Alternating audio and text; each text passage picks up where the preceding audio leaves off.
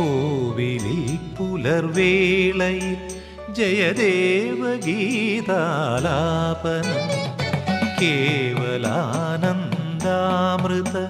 തിരയാഴിയിൽ നീരാടിന പുത്തിലഞ്ഞി ചോട്ടിൽ മലർമുത്ത് കോർക്കാൻ പോകാം ആന കേറാനേട്ടിൽ ഇനി കോവിലിൽ പുലർവേളയിൽ ജയദേവഗീതാലാപനം കേവലാനന്ദാമൃത